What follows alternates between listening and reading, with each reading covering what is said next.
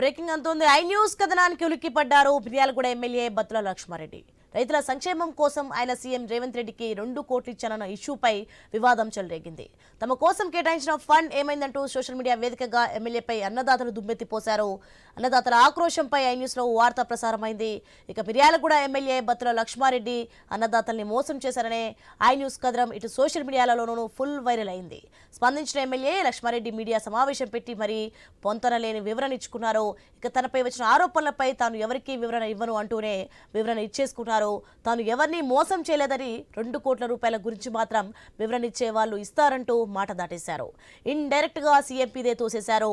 మొత్తానికి మిర్యాలగూడ ఎమ్మెల్యే బత్తుల లక్ష్మారెడ్డి వ్యవహారం మరోసారి వివాదాస్పదంగా మారింది. ఆయన వైఖరి చూసి ప్రజలు కూడా పుక్కున వేలేసుకుంటున్నారు. సోషల్ మీడియాలో పెడితే దానికైతే నేను స్పందిస్తా. వాళ్ళ గురించి నాకు తెలుసు, నా గురించి కూడా వాళ్ళు తెలుసు. ఏదో నల్గొండ నుంచేనో ఎక్కడి నుంచో ఫేక్ న్యూస్ తీసుకొచ్చి వాళ్ళందరూ సమాధానం చెప్పాలంటే అది మన పరువు మనం తీసుకుంటుంది. రమ్మనండి, లోకల్ ఉన్న ఇంతమంది మీడియా మిత్రులు ఉన్నారు. మరి బయట నుంచి ఎందుకు తెలుసుకోవాలి? ఇక్కడ ఉన్న మీడియా మిత్రులకి చేయించచ్చు కదా.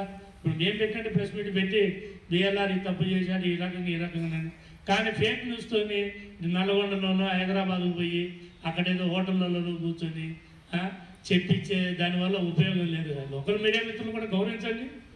లోకల్ మీడియా మిత్రులు గౌరవించి మిత్రులను పిలిచి మాట్లాడండి, తప్పే ఉంది. దీంట్లో ప్రజలకు చేరుదెందడానికి లోకల్ మీడియా మిత్రుల దగ్గర సుమారు 150 మంది ఉన్నారు. 150 మందిలో కొంతమంది నన్ను పిలిచి మరి ఈ రకంగా బిఎల్ఆర్ తప్పు చేసినట్టు లంచం తీసుకున్నాను, లేకపోతే కాంట్రాక్టు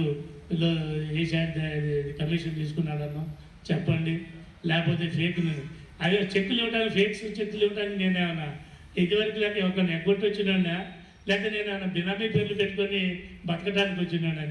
నేను ప్రజల మద్దతుతో ప్రజలకి ఎలాంటి ఇబ్బంది రాకుండా ప్రజల యొక్క నమ్మకంతో నేను వచ్చినాను. నేను